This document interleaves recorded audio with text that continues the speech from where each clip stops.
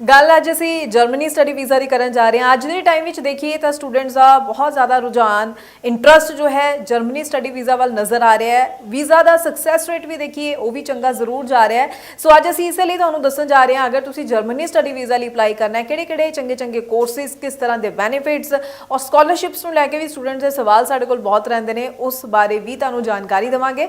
ਸਵਾਗਤ ਹੈ ਜੀ ਸਾਰਿਆਂ ਦਾ। ਮੈਂ ਹਾਂ ਹਰਜੋਤ ਕੌਰ। ਡਿਟੇਲ ਵਿੱਚ ਪੂਰੀ ਇਨਫੋਰਮੇਸ਼ਨ ਤੁਹਾਡੇ ਨਾਲ ਸਾਂਝੀ ਕਰਨਗੇ ਸਟੱਡੀਜ਼ ਕੇਅਰ ਅਬਰੋਡ ਤੋਂ ਚੰਡੀਗੜ੍ਹ ब्रांच हेड अनीता पंडवाल जी साडे नाल ने। बहुत बहुत स्वागत है जी। सत श्री अकाल। सत श्री अकाल जी।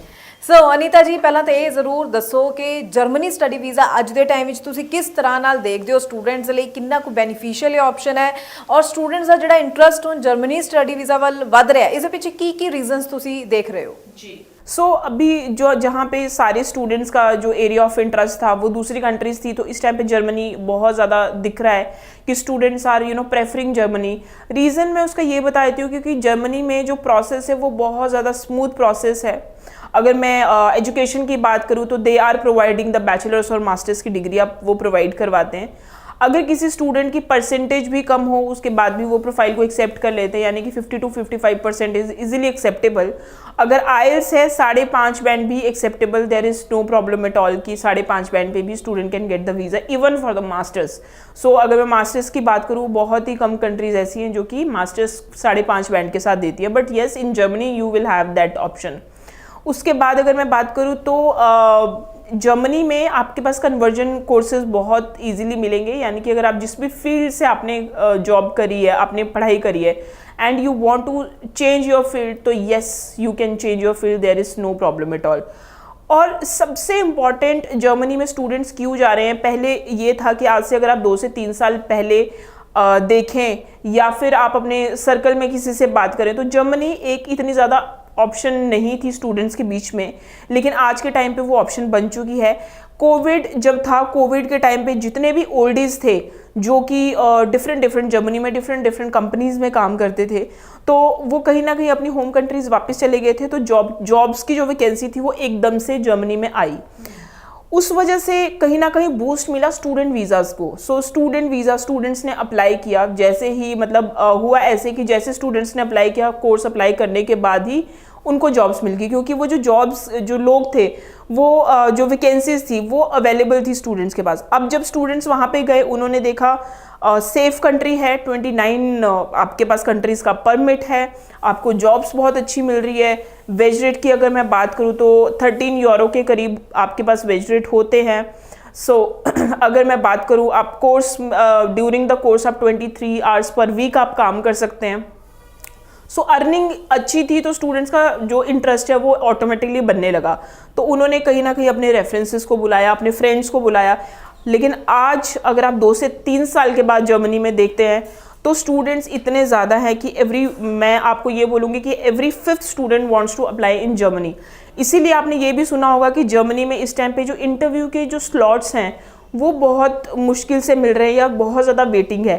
उसका रीज़न यही है कि स्टूडेंट्स इतने ज़्यादा हैं कि वो कहीं ना कहीं अपनी एप्लीकेशन को वो चाहते हैं हमारी एप्लीकेशन को फर्स्ट प्रेफरेंस मिले। तो अगर आप अभी भी जर्मनी के लिए अप्लाई करना चाहते हैं, अभी ऐसा कोई स्ट्रिक्ट रूल नहीं आए हैं, मुझे ये लगता है as per the prediction, as per the market scenario कि 2025 में जर्मनी बहुत अच्छा चलेगा, there is no problem at all. It's just that कि हमें बड़ी वाइजली जर्मनी को चूज़ करना पड़ेगा। चूज़ इन द सेंस कि आप जर्मनी में जब भी आप एप्लीकेशन अप्लाई करें, ऑफर लेटर आपके लिए कोई टाइम नहीं लगता। ऑफर लेटर के लिए आप ये कोई यूनिवर्सिटीज़ ऐसी भी है जो कि हफ्ते के अंदर आपको ऑफर लेटर दे देती है।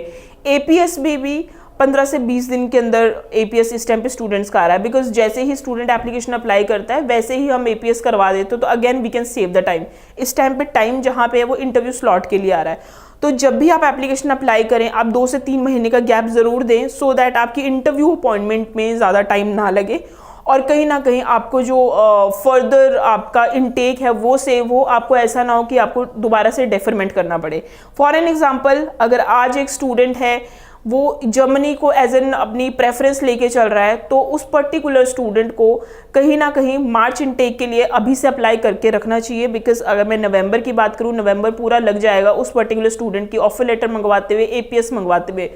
तो आज अगर हम उसकी वेट लिस्टिंग में डालेंगे एप्लीकेशन तो दिसंबर जनवरी, बाय जनवरी और मे बी February तक उसकी अपॉइंटमेंट की डेट फिक्स होगी and then student can get the visa. जी जी जी बिल्कुल। सो स्टूडेंट समझ चुके ने कि क्यों टाइमली अप्लाई करना ਜ਼ਰੂਰੀ ਹੈ। ਅਗਰ ਤੁਸੀਂ ਜਰਮਨੀ ਸਟੱਡੀ ਵੀਜ਼ਾ ਬਾਰੇ ਸੋਚ ਰਹੇ ਹੋ, ਅਨੀਤਾ ਜੀ ਥੋੜਾ ਸਕਾਲਰਸ਼ਿਪਸ ਬਾਰੇ ਵੀ ਦੱਸਣਾ। ਚੰਗੀ ਪ੍ਰੋਫਾਈਲਸ ਨੇ ਜਿਨ੍ਹਾਂ स्टूडेंट्स ਦੀਆਂ, ਉਹਨਾਂ ਦੇ ਵੀ ਅਕਸਰ ਸਵਾਲ ਸਾਡੇ ਕੋਲ ਹੁੰਦੇ ਨੇ स्कॉलरशिप्स ਨੂੰ ਲੈ ਕੇ। ये बहुत अच्छा टॉपिक है स्कॉलरशिप का, और अगर मैं जर्मनी की बात करूँ तो जर्मनी बहुत फ्लेक्सिबल है, even they want to give the scholarship to the student. Germany में हम लोग टर्म यूज़ करते हैं डिस्काउंट, स्कॉलरशिप को डिस्काउंट कहा जाता है। सो येस, एकेडमिक पे तो वहाँ पे मिलता ही है स्कॉलरशिप। अगर किसी के परसेंटेज IELTS बहुत अच्छा है तो students are getting the scholarship. But उनको एक और चीज़ है जिसके बेसिस पे उनको स्कॉलरशिप मिलता है, बिकॉज जर्मनी में ऑप्शन होती है कि student can pay the minimum deposit रहता है 1000-1200 यूरो के करीब, और हाफ ईयर की जो फीस रहती है वो आपकी आगे वही साल की फीस से डिवाइड हो जाती है। और उसके बाद आपकी जो पर्टिकुलर, तो अगर कोई स्टूडेंट है वो 1 साल की फ़ीस पे करता है तो उस पर भी students are getting the discount, जिसको आप स्कॉलरशिप भी बोल सकते हो। तो जो उसको स्कॉलरशिप है वो 2 से 3 तरह की स्कॉलरशिप मिलती है, और at the end of the day student एक बहुत अच्छी स्कॉलरशिप है वो उसको हासिल कर सकता है, and they can go likewise. ठीक है, बिल्कुल। सो स्टूडेंट्स जो है ਤੁਸੀਂ ਕਿਸੇ ਵੀ ਤਰ੍ਹਾਂ ਦੀ ਹੋਰ ਇਨਫੋਰਮੇਸ਼ਨ ਚਾਹੁੰਦੇ ਹੋ ਰਿਗਾਰਡਿੰਗ ਜਰਮਨੀ ਸਟੱਡੀ ਵੀਜ਼ਾ ਤਾਂ ਜ਼ਰੂਰ ਜਿਹੜਾ ਨੰਬਰ ਡਿਸਪਲੇ ਇਸ ਉੱਪਰ ਕਾਲ ਕਰੋ। ਪੂਰੀ ਇਨਫੋਰਮੇਸ਼ਨ ਦੇ ਨਾਲ, ਸਹੀ ਇਨਫੋਰਮੇਸ਼ਨ ਦੇ ਨਾਲ ਕਮਿੰਗ ਇਨਟੇਕ ਦੇ ਵਿੱਚ ਹੀ ਅਪਲਾਈ ਕਰੋ। ਜਿਵੇਂ ਕਿ ਤੁਸੀਂ ਸਮਝ ਚੁੱਕੇ ਹੋ ਇੰਟਰਵਿਊ ਸਲੋਟਸ ਨੂੰ ਲੈ ਕੇ ਕਾਫੀ ਵੇਟਿੰਗ ਟਾਈਮ ਜੋ ਹੈ ਵਿੱਚ ਤੁਹਾਨੂੰ ਦੇਖਣਾ ਪਏਗਾ। ਸੋ ਇਸ ਲਈ ਟਾਈਮਲੀ ਅਪਲਾਈ ਕੀਤਾ ਹੋਏਗਾ ਤਾਂ ਟਾਈਮਲੀ ਤੁਹਾਡਾ ਪ੍ਰੋਸੈਸ ਜੋ ਹੈ ਪੂਰਾ ਕੰਪਲੀਟ ਹੋ ਸਕੇਗਾ। ਬਹੁਤ ਬਹੁਤ ਥੈਂਕਸ ਅਨੀਤਾ ਜੀ, ਪੂਰੀ ਇਨਫੋਰਮੇਸ਼ਨ ਸਟੂਡੈਂਟਸ ਨਾਲ ਸਾਂਝੀ ਕਰਨ ਦੇ ਲਈ। ਅੱਗੋਂ ਵੀ ਅਸੀਂ ਸਟੂਡੈਂਟਸ ਦੇ ਲਈ ਜ਼ਰੂਰ ਹੋਰ ਇਨਫੋਰਮੇਟਿਵ ਵੀਡੀਓਜ਼ ਲੈ ਕੇ ਆਉਂਦੇ ਰਵਾਂਗੇ। ਫਿਲਹਾਲ ਹੀ ਦਿਓ ਜੀ ਇਜਾਜ਼ਤ। Thank you so much. Thank you so much.